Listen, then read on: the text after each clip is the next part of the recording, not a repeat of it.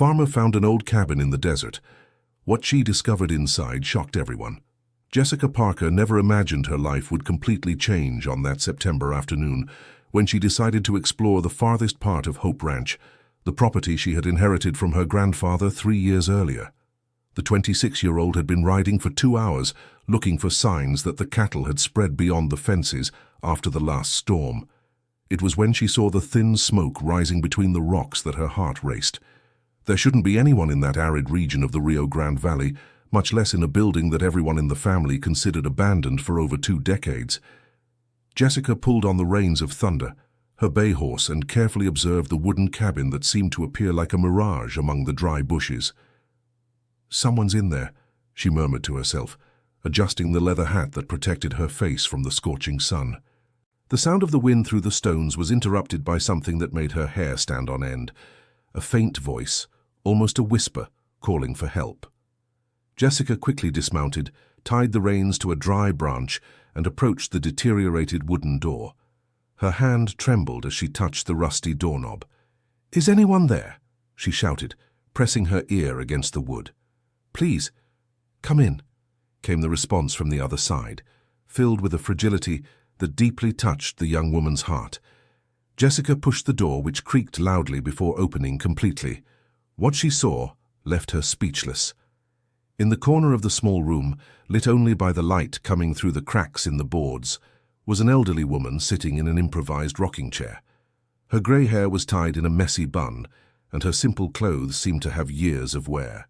Even more striking was the number of yellowed letters scattered across the dirt floor, some organized in piles, others loose like dry leaves.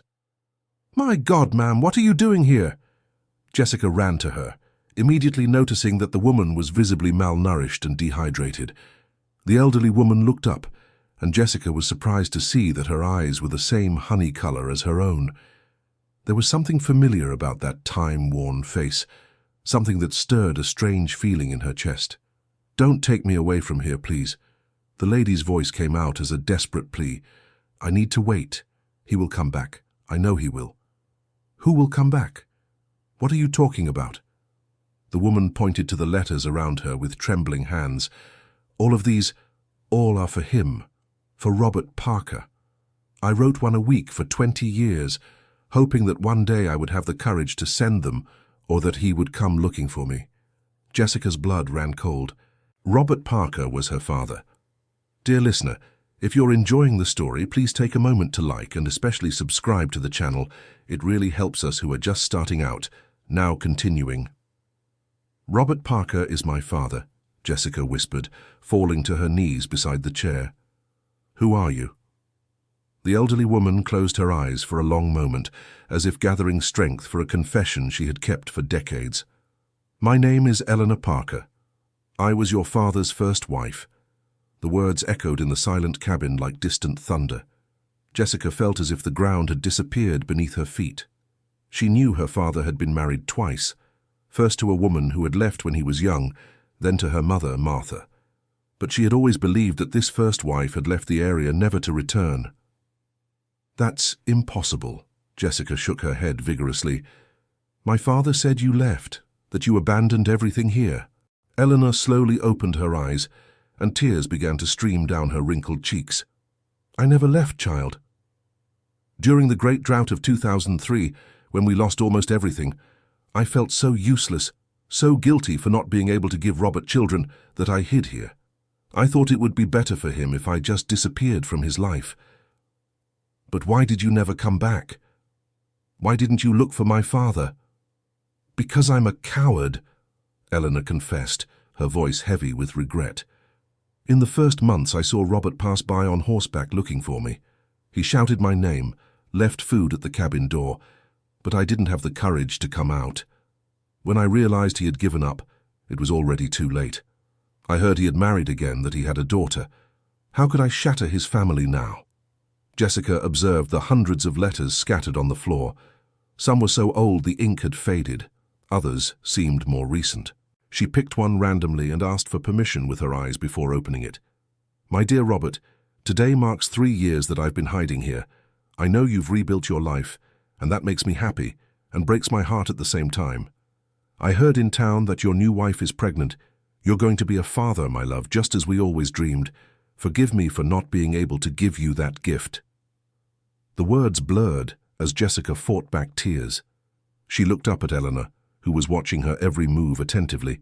"How have you survived here all these years?" "I have a small garden in the back where I grow medicinal herbs. Once a month, travelers passing by the old road stop here looking for natural remedies. I sell what I produce for a small amount. It's enough to buy the bare minimum of food in the nearest town." Jessica stood up and walked to the window that looked out onto the back of the cabin. Indeed, there was a small, carefully organized bed where several plants she didn't recognize were growing.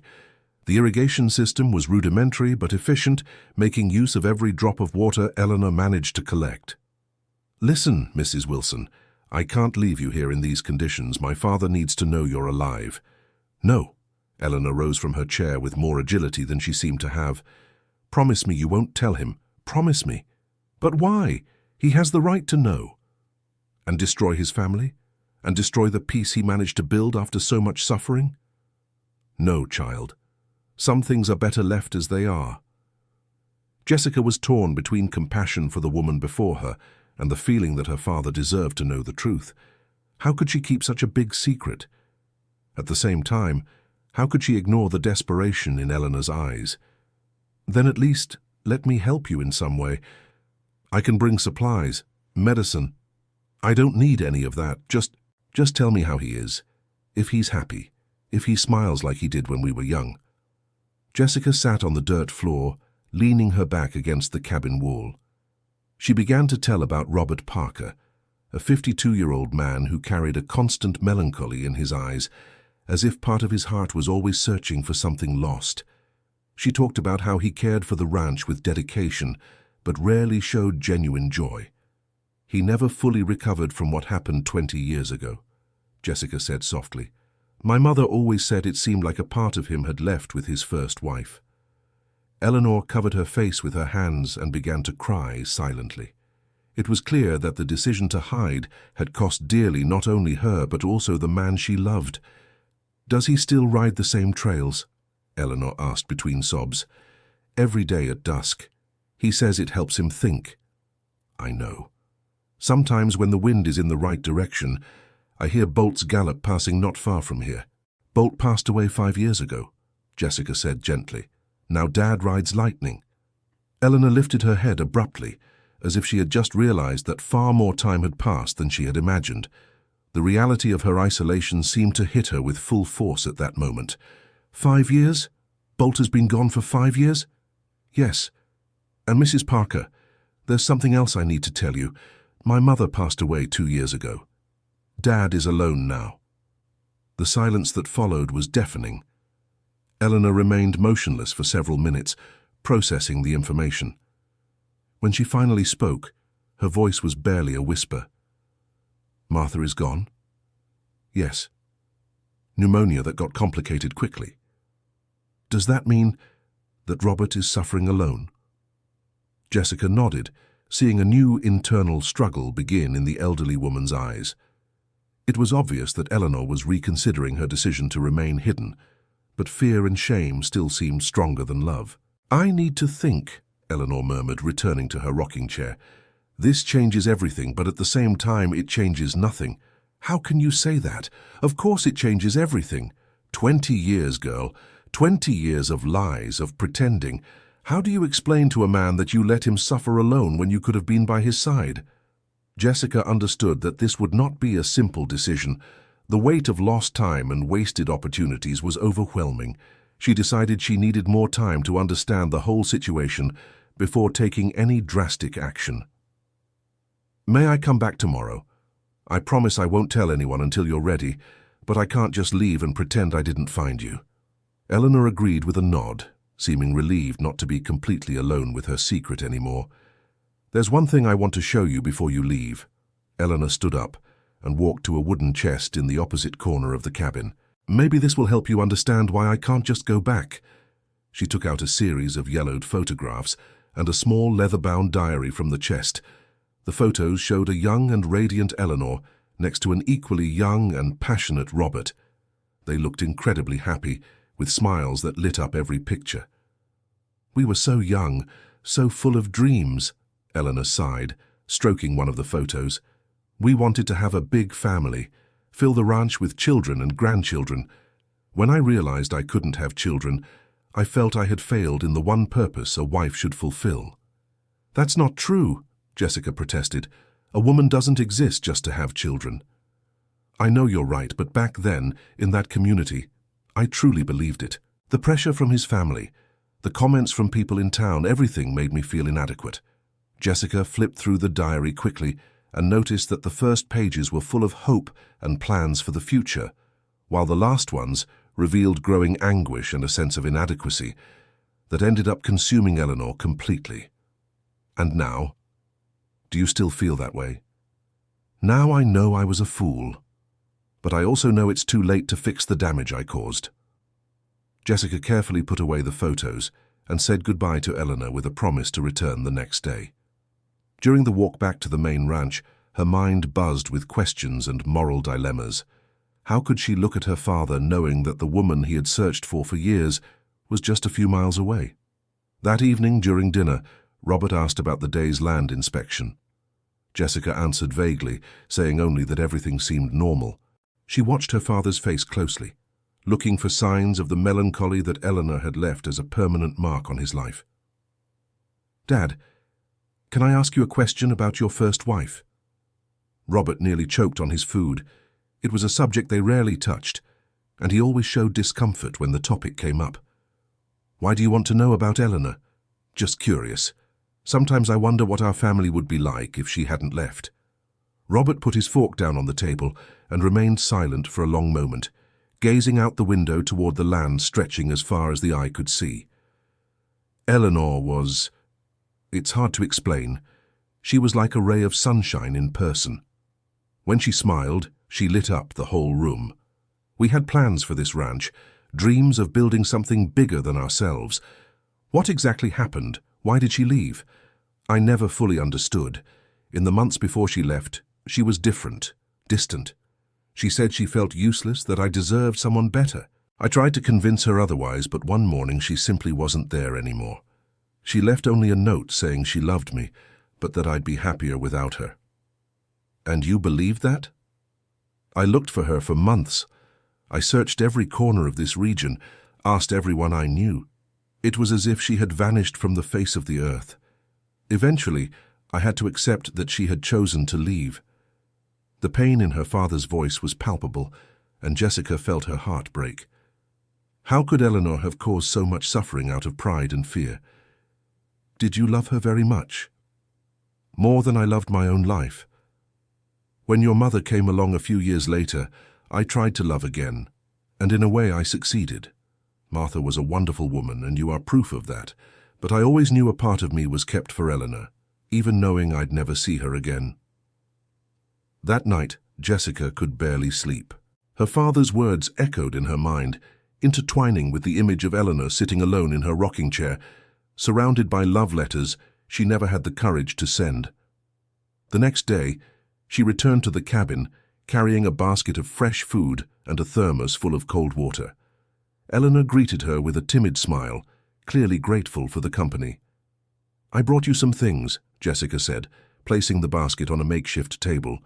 "You didn't have to, child, but thank you. Mrs. Parker, I spoke with my father yesterday about you." Eleanor instantly turned pale. "You didn't tell him where I am, did you?" "No, don't worry. But he talked about how much he loved you, about how he never could understand why you left. He still loves you, that's obvious. That only makes everything more complicated."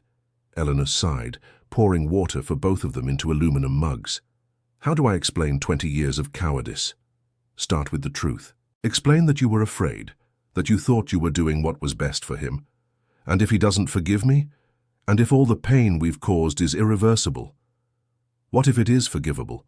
What if there's still time for a second chance?" Eleanor fell silent, contemplating the possibilities. It was clear the battle between fear and hope was consuming her last strength. "There's something I want to show you," Eleanor said finally, heading back to the trunk. This time, she pulled out a carefully hand-drawn map. "All these years here, I've developed an irrigation system that uses water from the waterfall behind the cabin. I managed to make these plants grow even in arid soil."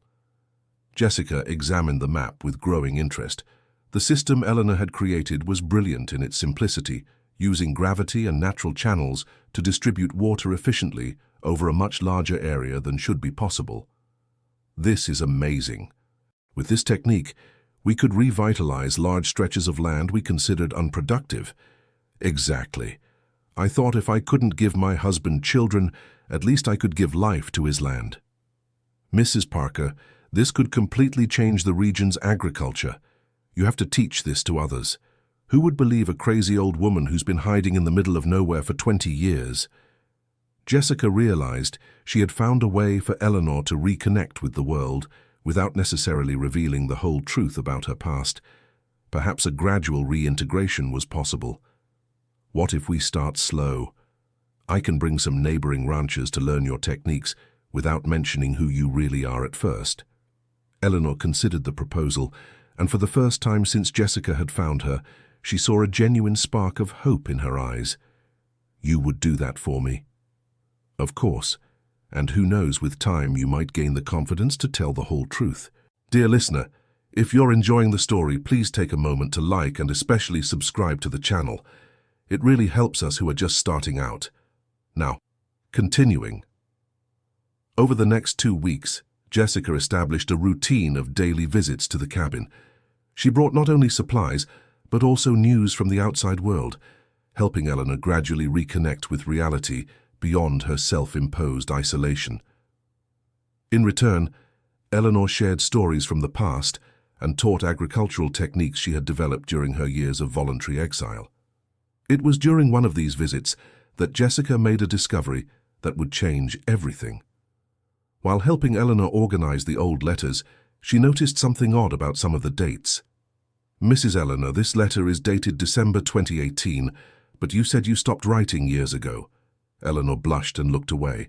"Sometimes I still write when I feel very lonely, but it doesn't mean anything. And this one is from March this year. You've been writing to my father regularly all these years. You never stopped." "Jessica, please, and there's more. Look at these letters here at the bottom of the trunk. They're different, with different handwriting." Jessica picked up a bundle of letters tied with red ribbon. The handwriting was clearly masculine, and all were addressed to "My dear Eleanor." "Who wrote these letters?" Eleanor began to cry, covering her face with her hands. "Your father. He never stopped writing to me either." "What do you mean? How did he know where to deliver the letters?" "Mrs. Wilson, who sells herbs at the town market.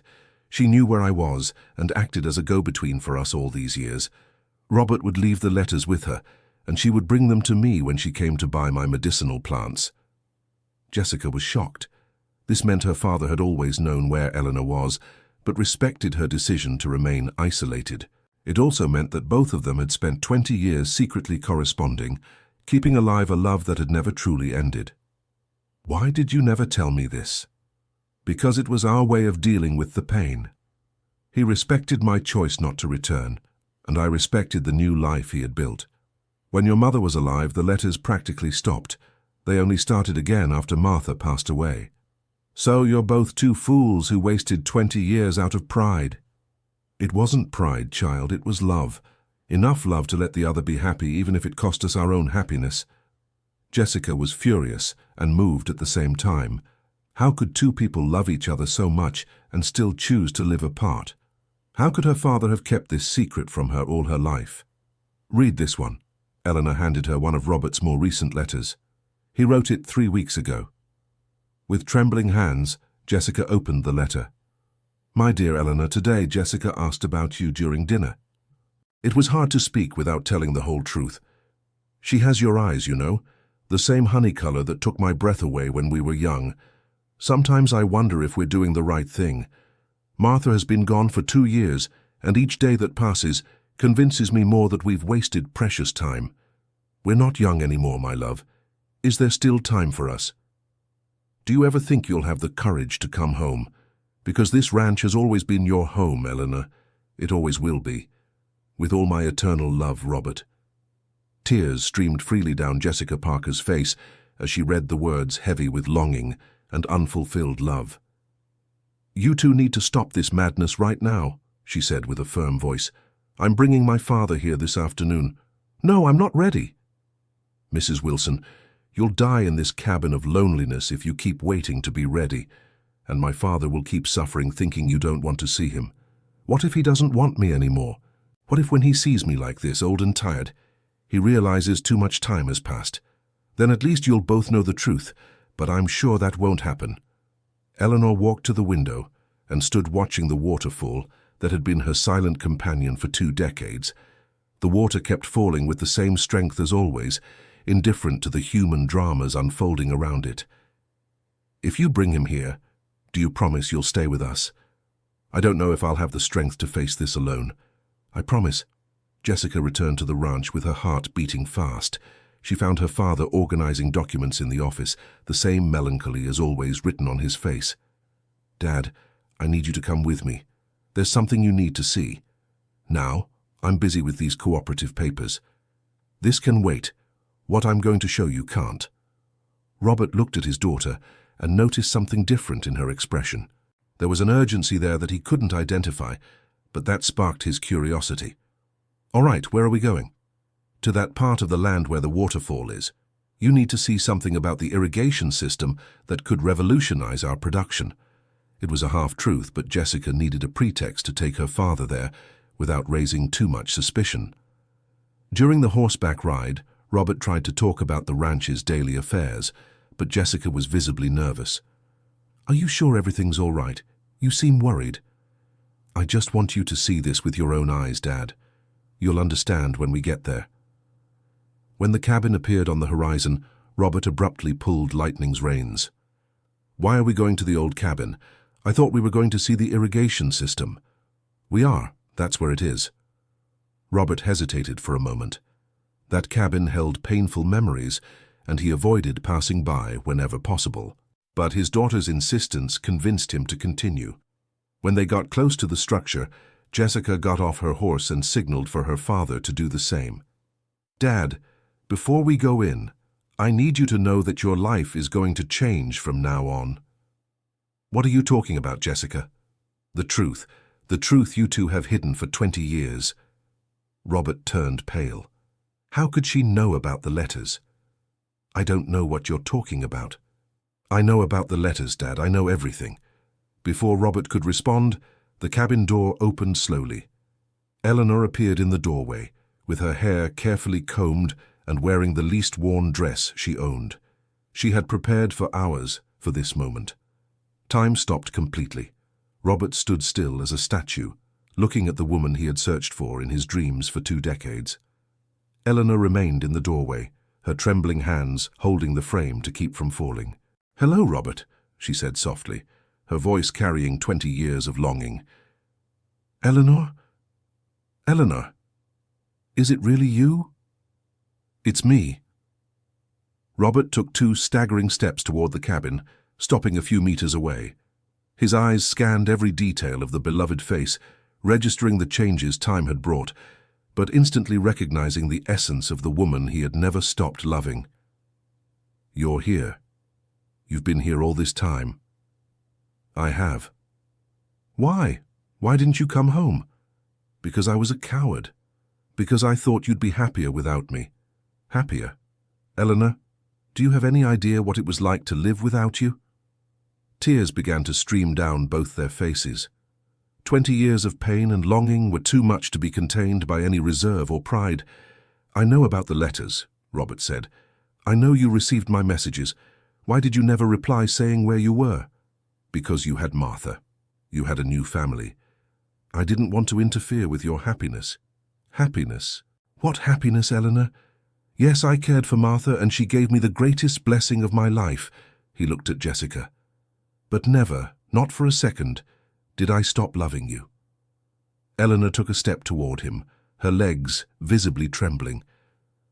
"Robert, I'm sorry. I'm sorry for all those lost years, for all the pain I caused, for being a proud fool." "No." Robert finally closed the distance between them, stopping just inches from the woman he loved. "We were both fools. I knew where you were and respected your decision to stay away. I should have come here and made you come back home." "And now?" Eleanor whispered. "What do we do now?" Robert slowly raised his hand and touched Eleanor's face with the gentleness of someone touching a precious work of art. "Now we stop wasting time." And then, after 20 years of separation, Robert Parker kissed Eleanor Parker as if it were the first and last time. It was a kiss that carried 2 decades of longing, of regret, of love that had never diminished for even a second. Jessica watched the scene with tears in her eyes, realizing she had witnessed something very rare and precious. The reunion of 2 soulmates that time and circumstances had conspired to separate, but that true love had kept connected. "Come back home with me," Robert whispered against Eleanor's lips. "Come back to where you always belonged." "And what will people say? What if we can't recover what we lost?" "Then we'll face it together, as we should have done from the beginning." Eleanor looked at Jessica, who nodded encouragingly. "Your daughter is beautiful, Robert. She has your eyes and your kindness. And she's the one who brought us back together. I don't think that's a coincidence." Jessica smiled through her tears. She knew that from that moment on, her family would be complete in a way she had never experienced before. "Dad, Mrs. Wilson has developed amazing farming techniques over the years. She can help the ranch a lot." "The ranch was always hers too," Robert said, without taking his eyes off Eleanor. "And now she's coming back home. Dear listener, if you're enjoying the story, please take a moment to like and especially subscribe to the channel. It really helps us who are just starting out. Now continuing. In the days following the reunion, life at Hope Ranch underwent a complete transformation. Eleanor returned to the main house for the first time in 20 years, but the readjustment wasn't simple. There were moments of strangeness, awkward silences, and the constant need to rebuild an intimacy that time had fragmented. Robert had prepared the guest room for Eleanor, respecting the fact that they needed to get to know each other again before resuming any kind of physical intimacy. Eleanor appreciated the consideration, but sometimes she felt like a stranger in a house that had once been hers. "It's different than I remembered," she commented one morning, observing the changes in decoration that Martha had implemented over the years. "I can change everything back if you want," Robert immediately offered. "No, Robert. Martha was part of your life too, and I won't erase that. I just need to get used to it." Jessica had decided to stay in town for a few days to give the couple space, but she visited regularly to help with the transition. During one of these visits, she found Eleanor sitting alone on the porch watching the sunset. "How has it been?" "Strange," Eleanor confessed. "Sometimes I wake up and for a moment forget where I am. 20 years created habits that are hard to break." "And how are you feeling about Dad?" "It's like he's a familiar stranger. I recognize the man I loved, but he's changed, just like I have. We're learning to love each other again, and that's more complicated than I imagined." "You'll make it," Jessica said with conviction. "The love is still there, it just needs to be rediscovered." "I hope you're right." That same week, Eleanor asked to go to town for the first time since her return. She wanted to face the curious looks and the comments she knew her reappearance would generate. Robert insisted on accompanying her, but she preferred to go alone with Jessica. The people's reaction was exactly what she expected: whispers, lingering stares, and direct questions about where she had been all those years. Eleanor responded with dignity, explaining that she had gone through a difficult period and needed time to recover. "It's Eleanor Parker!" exclaimed Mrs. Wilson when she saw them at the market. "Dear, it's so good to see you finally here in town." "Mrs. Wilson," Eleanor greeted her warmly, "thank you for everything you did during these years." "I did what any friend would do. Now tell me, how is it being back home?" "Different. Harder than I imagined, but also more rewarding." During the conversation, several people approached. Some were genuinely happy to see her, others clearly driven by curiosity. Eleanor handled every situation with grace, but Jessica noticed the tiredness in her eyes. "Can we go home now?" Eleanor whispered after 2 hours in town. "Of course. How do you feel?" "Exhausted. I forgot how hard it is to deal with so many people at once." On the way back, Eleanor stayed silent, clearly processing everything that had happened. Jessica respected her need for introspection, but worried about what she might be thinking. "Do you regret coming back?" "No," Eleanor answered after a long silence. "But I understand why taking that step was so difficult. The world kept turning without me, and now I need to find my place in it again. Your place is by Dad's side. It always has been. Maybe. But it's not as simple as it seems." That night, Eleanor couldn't sleep. She got up and went to the kitchen to make tea, where she found Robert already sitting at the table with a cup of coffee. "Can't sleep either?" he asked softly. "Too many thoughts," she replied, sitting across from him. "Robert, we need to talk about some things." "I'm listening." "About us? About how we're going to make this work?" Robert put his cup on the table and looked directly into her eyes. "I'm willing to do it however you prefer. No rush, no pressure." "It's not that, it's just—" "I've changed, Robert. 20 years alone turned me into a different person. I'm more reserved, more cautious. Sometimes I need space, silence. And I've changed too. I carry scars I didn't have when we were young. We lost a lot of time, Eleanor, but that doesn't mean we need to try to get it all back at once." "Exactly. I want you to know that I love you. I always have. But we need to build a new relationship, not try to resurrect the old one." "I completely agree." Eleanor sighed in relief.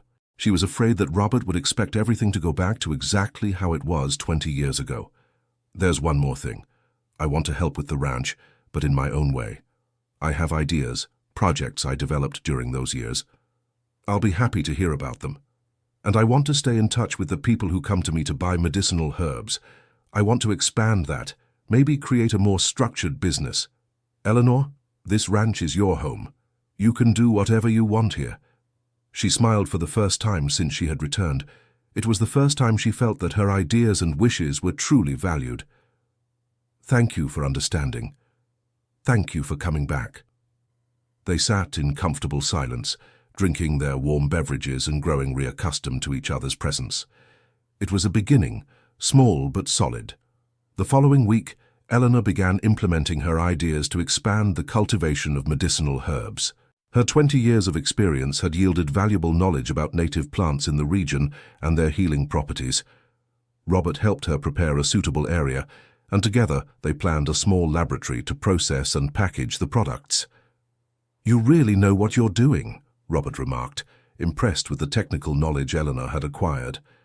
"I had plenty of time to study and experiment. When you have nothing left to do but survive, you learn to use every available resource. We can turn this into a significant source of income for the ranch." That's exactly what I was thinking. During those days working together, both began rediscovering the chemistry that had originally brought them together. It was no longer the fiery passion of youth, but something more mature and stable. One afternoon, while arranging seedlings in the nursery Eleanor had created, she suddenly stopped what she was doing and looked directly at Robert. "May I ask you a question about Martha?" Robert immediately tensed up. "Of course. Did you love her?" "Yes," he answered honestly. "In a different way than I feel for you. But yes, I did. I'm glad. She seems to have been a good woman, and Jessica is proof of that." "She was. And I know you two would have gotten along if you'd met." "Do you still feel guilty for remarrying?" "Sometimes, especially now that you're back." Eleanor stopped working and went to him, placing her dirt-stained hands on Robert's face. "I don't want you to feel guilty. You did what was right at the time. I'm the one who left you, remember? You didn't leave me. You were scared. Even so, you had the right to rebuild your life." Robert held her hands, not minding the dirt sticking to his skin.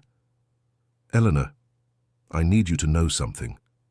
During all those years with Martha, even in the happiest moments, there was always a part of me that belonged to you. It's unfair to everyone involved, but it's the truth. I know. And I also know that makes me responsible for a lot of unnecessary suffering. Let's not talk about guilt anymore, okay? Let's focus on what we can build from now on." Eleanor nodded in agreement, and for the first time since returning, she felt that there might truly be a future for them. "Robert?" "Yes?" May I start sleeping in our bedroom again? I'm ready. Robert smiled, and Eleanor saw again the sparkle in his eyes that she had fallen in love with so many years ago. Our bedroom has always been waiting for you.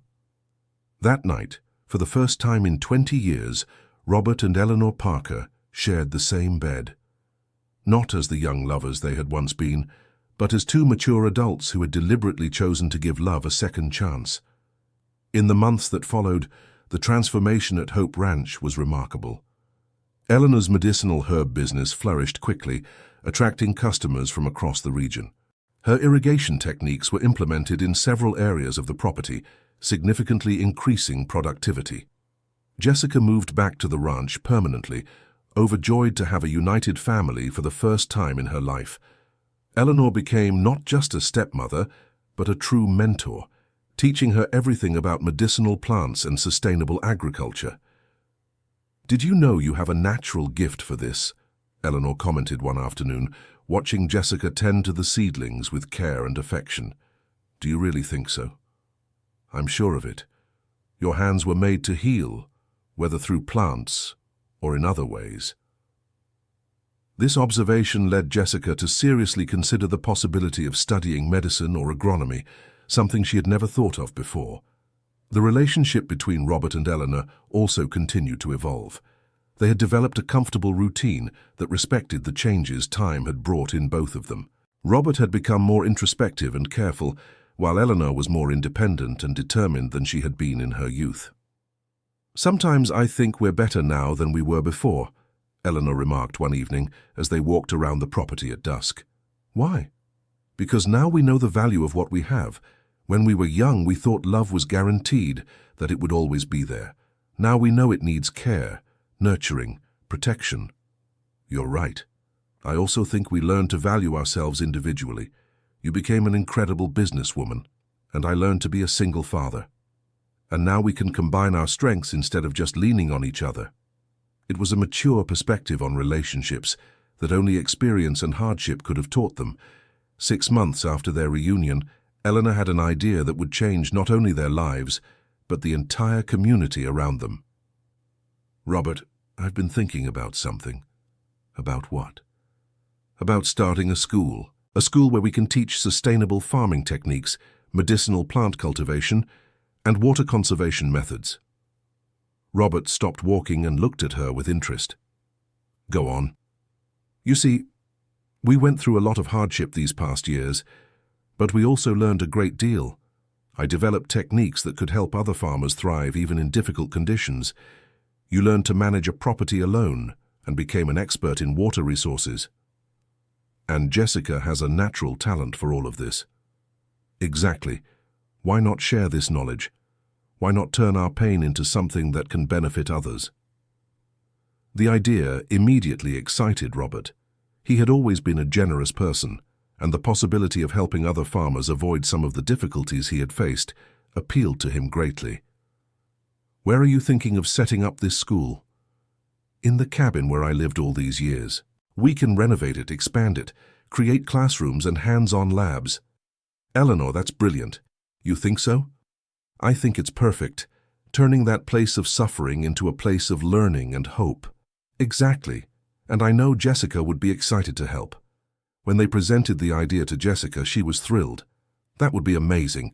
We could teach not just farming techniques, but also rural entrepreneurship, sustainable management, natural medicine." "Easy, daughter," Robert laughed. "Let's start slow." "But the possibilities are endless. We could partner with universities, bring in experts, develop research." Eleanor smiled at the young woman's enthusiasm. That was exactly the kind of energy the project would need to succeed. Over the following months, the three worked tirelessly to turn the idea into reality. The old cabin was completely renovated and expanded. Robert used his connections in the region to gain support from other farmers and the local cooperative. Eleanor developed a curriculum based on her practical experiences. Jessica took charge of the administrative and promotional aspects. The opening day of the St. Francis Sustainable Agriculture School was a milestone for the entire region. Dozens of people attended, including farmers, students, cooperative representatives, and even some local politicians. Eleanor was nervous about giving the opening speech.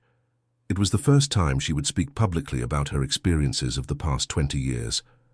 "I'm afraid I won't be able to explain it properly," she confessed to Robert minutes before the event began. "You'll do perfectly. Just speak from the heart. What if people judge me for hiding away for so long? Then they'll miss the chance to learn from someone extraordinary." Eleanor stepped onto the small makeshift stage, looked at the audience, and took a deep breath. "My name is Eleanor Parker, and for 20 years I lived isolated in a cabin just a few miles from here. I know many of you may be wondering why someone would do that, and the answer is simple: fear." The audience fell completely silent, paying close attention to every word. Fear of not being good enough, fear of failing, fear of disappointing the people I loved. That fear made me waste 20 years of my life and caused a lot of suffering to people who didn't deserve it. Eleanor paused and looked at Robert and Jessica, who were in the front row smiling encouragingly. "But during those years of isolation, I also learned a great deal. I learned that the land can be generous even in the toughest conditions if we know how to work with it. I learned that water is our greatest ally, but it must be treated with respect and intelligence. And I learned that knowledge only has value when it's shared." Some people in the audience began nodding in agreement. This school was born from my desire to turn years of suffering into something useful for our community. Here we will teach techniques I developed for farming in arid soil, water conservation methods that can increase any property's productivity, and knowledge about medicinal plants that can benefit both health and the rural economy. The applause started off timid but quickly grew enthusiastic. "But more than farming techniques, I hope this school teaches something it took me 20 years to learn, that it's never too late to start over, that fear shouldn't stop us from pursuing our dreams, and that shared knowledge is always multiplied." The audience rose in warm applause. Eleanor stepped down from the stage with tears in her eyes, immediately embraced by Robert and Jessica. "I'm proud of you," Robert whispered in her ear. "We're just getting started," she replied, watching as people approached interested in learning more about the courses offered. The school was an immediate success. In the first semester, over 50 students enrolled in the various courses offered. Eleanor discovered she had a natural talent for teaching, turning complex concepts into simple, practical explanations. Robert took on the overall coordination of the project, using his management experience to ensure everything ran properly. Jessica divided her time between helping at the school and beginning her own correspondence studies in agronomy. "You know, I've never felt so useful," Eleanor commented one afternoon after finishing a class on native medicinal plants. "How so?" "For 20 years I felt my life had no purpose. Now I see that everything I went through, all the knowledge I gained during my isolation, was preparing me for this." "Maybe that was the plan all along," Jessica suggested. "Maybe you needed to go through all that to become the person you are today." "Could be. Sometimes what seems like a tragedy at the time turns out to be preparation for something greater." Eleanor's life philosophy had completely changed. Instead of focusing on the lost years, she chose to focus on the positive impact she could make in the time she had left. 1 year after the school opened, Eleanor received an unexpected visit. A young woman appeared at the ranch specifically looking for her. "Sorry to bother you, but I'm looking for Eleanor Parker." "That's me. How can I help you?" "My name is Emily Johnson. I'm a journalist writing a story about women who've overcome great challenges in life. I heard your story and would really like to interview you." Eleanor immediately felt uncomfortable. "I'm not sure if it would be appropriate. My story isn't exactly exemplary. On the contrary, your story is about courage, overcoming, and redemption. It's about turning pain into purpose. I need to talk with my family before making a decision." Emily Johnson understood and left her contact information, asking Eleanor to consider the proposal. That evening during dinner, Eleanor told them about the journalist's visit. "What do you all think? Should I do this interview?" "I think so," Jessica Parker replied immediately. "Your story could inspire other people going through difficult times. But I don't want people to think I'm promoting myself or trying to gain fame from my suffering." "It's not about that," Robert Parker interjected. "It's about showing there's always hope, that it's never too late to start over." "And it could bring more visibility to the school," Jessica added. Imagine how many people could benefit from the courses if more people knew we existed. Eleanor considered the arguments for a few days before deciding to accept the interview. When Emily Johnson returned the following week, she felt more confident about her decision. The interview lasted several hours and covered all aspects of her journey, from the early years of marriage through the decision to isolate herself, the years of solitude and learning, to the reunion with Robert and the creation of the school. "What was the most difficult moment in this entire experience?" Emily Johnson asked. "The day I decided to leave. I knew I was causing pain to the man I loved, but I was so consumed by feelings of inadequacy that I believed I was doing what was best for him." And the most transformative moment? When Jessica appeared at the cabin. "That's when I realized I couldn't keep living in the past, that I needed to face the consequences of my choices and try to build something positive from them." What would you say to someone going through a very difficult time and considering running away from their problems? Eleanor remained silent for a moment, thinking carefully about her response. "I would say that running away might seem like the easiest solution at the moment, but the pain follows us wherever we go. It's better to face problems with the help of people who love us than to try to solve them alone. And for someone who feels they've lost too much time and that it's too late to start over, that it's never too late. I was 53 when I came home and 54 when we created the school. If I could rebuild my life at that age, anyone can." The article was published 3 months later in a national magazine. The impact was immediate and surprising. The school began receiving inquiries from all over the country. People of various ages wrote letters, sharing their own stories of overcoming and thanking Eleanor for sharing her experience. "Look at this," Jessica said one morning, showing a letter that had arrived in the mail. "It's from a 70-year-old woman from Kentucky. She says your story inspired her to go back to school after 40 years. Eleanor read each letter with emotion, realizing her decision to share her story was having a much greater impact than she had imagined. "I think we underestimated the power of telling our truth," she commented to Robert that evening. "People need to know they're not alone in their struggles. Your courage to be vulnerable in public is helping many people. Sometimes I still can't believe my life took this direction.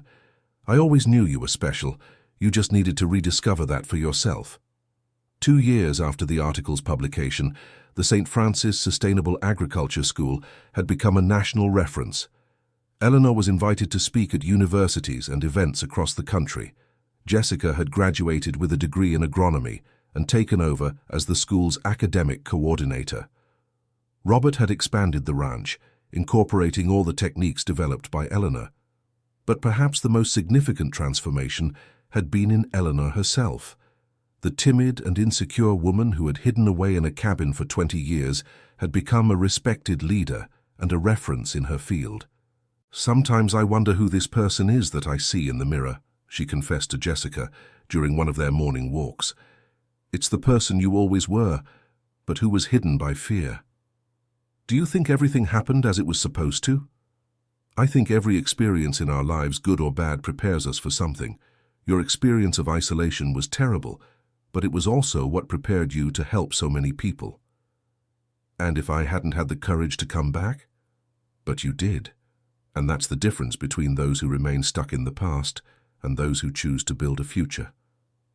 Eleanor smiled, recognizing the wisdom in the words of the young woman who had become much more than a stepdaughter. She was a true partner in life and work. On a special Sunday afternoon, exactly 3 years after their reunion, Robert prepared a surprise for Eleanor. He took her to the waterfall behind the old cabin, which had now become the main laboratory of the school. "Why have we come here?" she asked curiously. "Because this is where it all began. Your journey of self-discovery, your learning, your transformation." "And?" Robert knelt on the grass and pulled a small velvet box from his pocket. "And because I want this to be where our new journey together begins." Eleanor covered her mouth with her hands, tears immediately welling up in her eyes. "Eleanor Parker, will you marry me again? Not as the naive young people we were 25 years ago, but as the mature and aware adults we have become. Robert, I know we are already legally married, but I want to renew our vows. I want to publicly celebrate what we have built together after everything we've been through." Eleanor looked at the man kneeling before her, at the waterfall that had been her companion during years of solitude, at the old cabin that was now a learning center. Her entire journey was represented in that moment. "Yes," she said through her tears, "I want to marry you again." Robert placed the ring on her finger, the same ring she had left on the kitchen table 20 years earlier when she decided to leave. "I kept it all these years," he explained. "I always knew that one day you would come back to put it on again." The vow renewal ceremony was held 2 months later at the school itself, attended by the entire community that had followed the couple's journey. Jessica was the maid of honor, and Mrs. Wilson, the woman who had been the bridge between them for years, was the special witness. "Today we are not just celebrating a marriage," Eleanor said during her speech. "We are celebrating the proof that true love can overcome any obstacle, including our own fears. And we are proving that it's never too late to start over," Robert added, "that every day is a new opportunity to choose happiness." The party lasted into the late hours, with music, dancing, and many stories shared. It was a celebration not only of rediscovered love, but of an entire community that had grown and prospered together.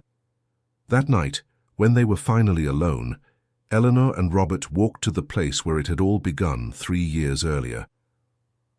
"There's something I want to do," Eleanor said, taking one of the last letters she had written to Robert during the years of separation. "What is it?" "I want to burn this. All the letters I wrote during those years, all the apologies, all the pain I carried. I want to turn it all to ashes so we can start completely from scratch."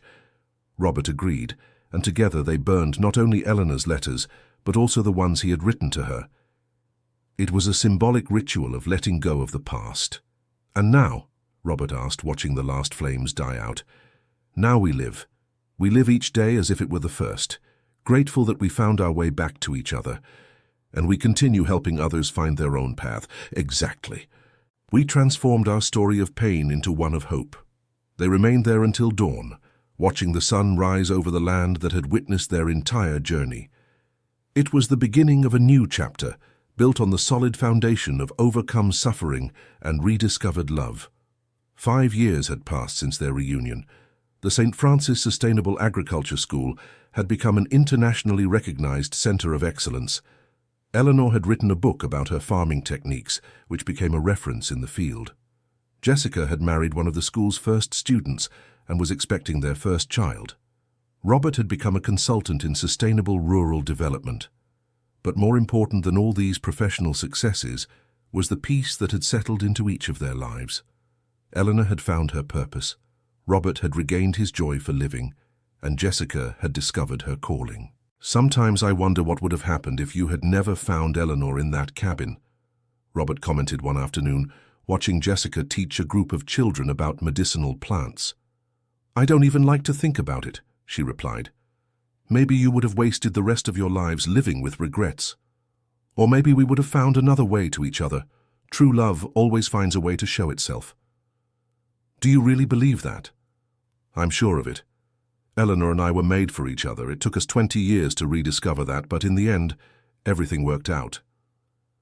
"And what happened made you appreciate what you have even more?" "Exactly. If we hadn't gone through all that pain, we might not value the happiness we found so much." Eleanor approached them, carrying a basket full of freshly picked herbs. "What are you talking about?" "About how our story had a happy ending," Jessica answered. "Ending?"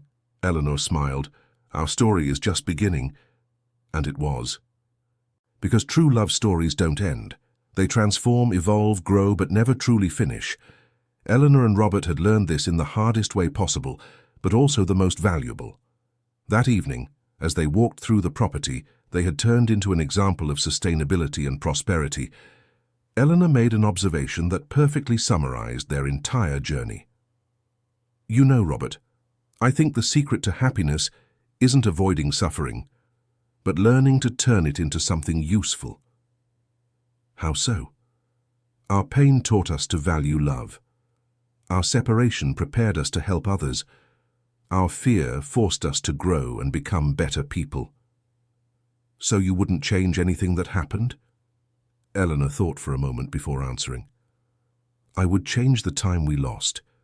But I wouldn't change the lessons we learned, because those lessons made us capable of building something much bigger than just our personal happiness. They made us able to make a difference in other people's lives. Exactly. And in the end, I think that's what we're here for. They stopped in front of the main house, watching the lights in the windows. It was a vision of home, of family, of dreams fulfilled.